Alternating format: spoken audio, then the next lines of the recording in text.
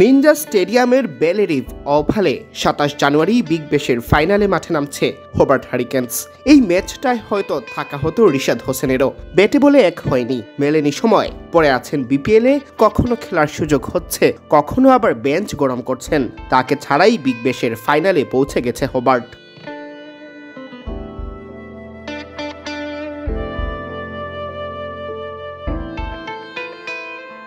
ESPN ক্রিকইনফোতে হোবার্টের স্কোয়াডে গেলে এখনো অলরাউন্ডার হিসেবে দেখাচ্ছে রিশাদ হোসেনের নাম, কিন্তু আফসোস থেকেই গেল। বিগ ব্যাশে খেলা হলো না, ইতিহাসের প্রথম বাংলাদেশি হিসেবে বিগ ব্যাশের ড্রাফট থেকে দল পাওয়ার পরও।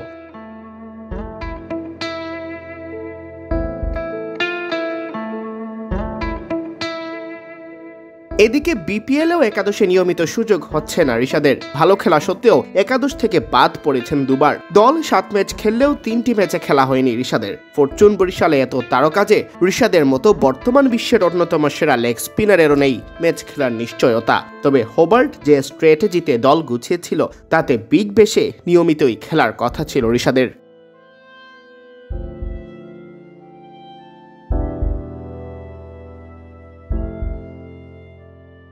বিপিএল খেলতে আসা বিদেশি কোচ ক্রিকেটাররাও বারবার বলছেন বিশ্বমানের লেগ স্পিনার রিশাদকে যেন বেশি ম্যাচ খেলার সুযোগ দেওয়া হয়, অথচ কে শোনে কার কথা। বাংলাদেশের মাটিতে খেলা হলে লেগ স্পিনে যে বরাবরই অনীহা। আরও অবাক হতে হয় বিপিএল ড্রাফটের দিকে তাকালে। সেদিন রিশাদকে কেউই কিনছিল না। শেষমেশ ফরচুন বরিশাল যখন রিশাদকে অন্তর্ভুক্ত করল স্কোয়াডে, ততক্ষণেই তারকায় ঠাসা দলটি। তখনই তাই অনুমান করা যাচ্ছিল রিশাদের জন্য ম্যাচ টাইম কমই আছে বিপিএলে।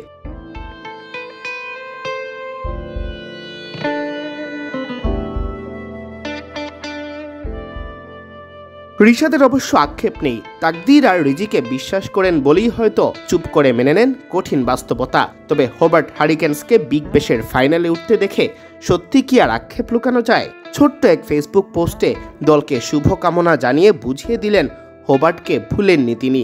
দেশের দলগুলো রিশাদকে মাঝে মাঝে ভুলে গেলেও কে জানে, হয়তো হোবার্টও ভুলেনি রিশাদকে। সিয়াম চৌধুরী, বিডি ক্রিক টাইম।